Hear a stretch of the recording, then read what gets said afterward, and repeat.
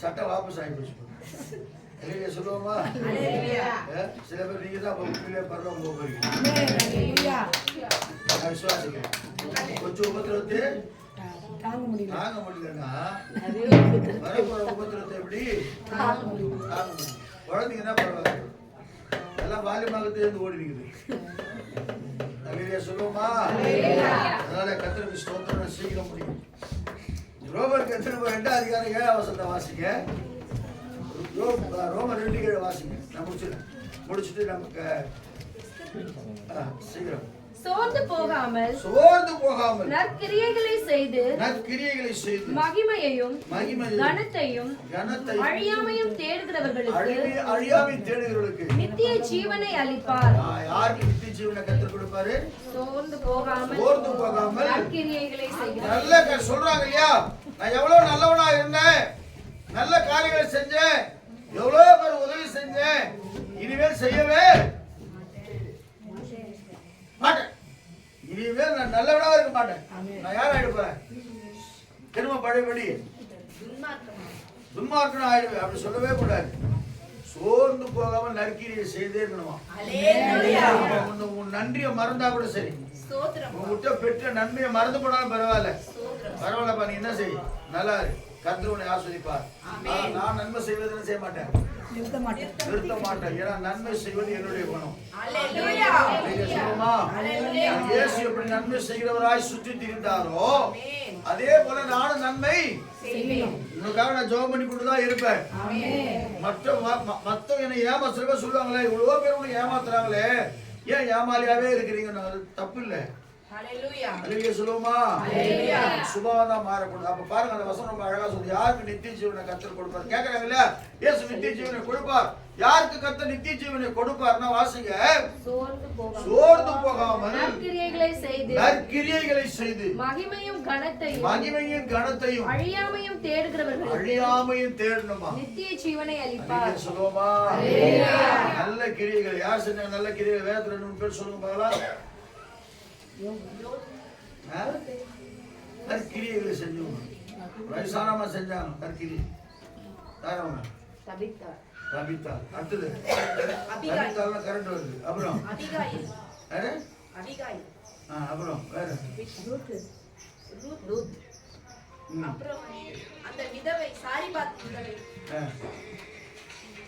உங்ககிட்ட என்ன இருக்குன்னு நான் கேட்கறேன். உங்ககிட்ட என்ன வச்சுக்கிறீங்கிறதுக்காக தான் கேட்கறேன். நான் ஒன்றும் உங்களுக்கு டெஸ்ட் பண்ண சொல்ல.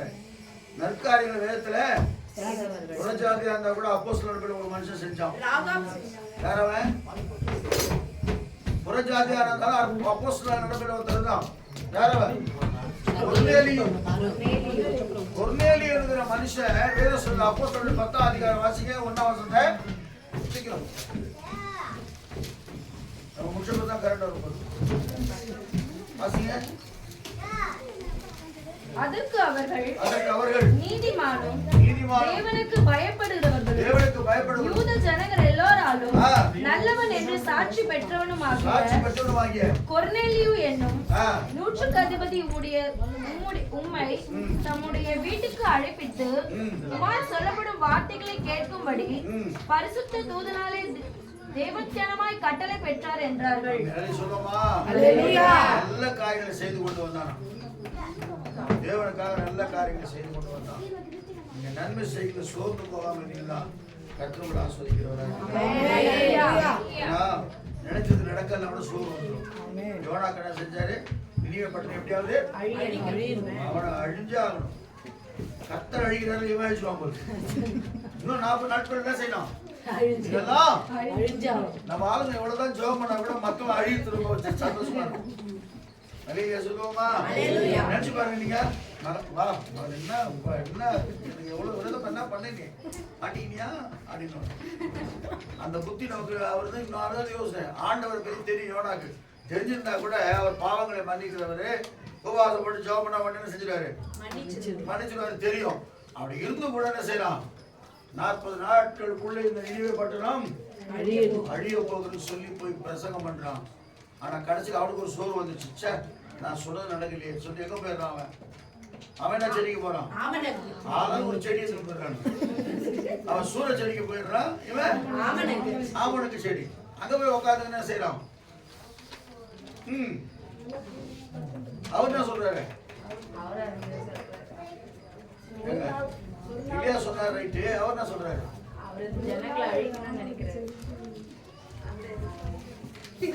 யோனா புஸ்தகம் எடுங்க. யோனா, மீகா, நாகும், ஒபதியா, ஆபக்கும் கொஞ்சம் சொல்லுவார். ஆபக்கும்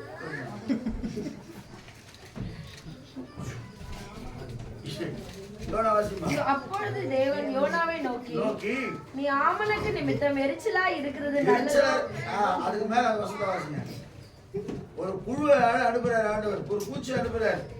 யோனாவனுடைய தலையின் மேல் நுழலுண்டா இருக்கவும் அவனை அவனுடைய மனவடிவுக்கு நீங்களா இருக்கவும் தேவனாகிய கர்த்தர் ஒரு ஆமணக்கு செடியை முளைக்க கட்டளையிட்டு அதை அவன் மேல் ஓங்கி வளர பண்ணினார். அந்த ஆமணக்கின் மேல் யோனா மிகவும் சந்தோஷப்பட்டான். மறுநாளிலே வெளுக்கும் நேரத்தில் தேவன் ஒரு பூச்சியை கட்டளையிட்டார். அது ஆமணக்கு செடியை அரித்து போட்டது. அதனால் அது காய்ந்து போயிற்று. சூரியன் உதித்த போது தேவன் உஷ்ணமான கீழ்காற்றை கட்டளையிட்டார். அப்பொழுது வெயில் யோனாவின் தலையில் படுகிறதுனால் அவன் சோர்ந்து போய் தனக்குள்ளே சாவை விரும்பி நான் உயிரோடு இருக்கிறதை பார்க்கலாம் சாகிறது நலமா இருக்கும் என்றான். அப்பொழுது தேவன் யோனாவை நோக்கி நீ ஆமனுக்கு நிமித்தம் எரிச்சலா இருக்கிறது நல்லதோ என்றார். பெரிய உபத்திரம் இல்ல. ஒரு செடி அவர் உருவாக்குறாரு. ஜாலியா செடி போயிடுச்சு. நான் செத்தா நல்லா இருக்கும். ஒரு பிரச்சனை இருக்காது. நான் செத்தா தான் இந்த குடும்பம் இருக்கும். நான் செத்த பேர் என்ன பண்றேன் பாக்கலாம். நான் செத்துட்டா எல்லாரும் செத்துருவா கூட வந்து எவனும் சாக மாட்டான். பொண்ணு போச்சு நினைச்சுவாங்க. நல்லா ஞாபகம் வச்சுங்க.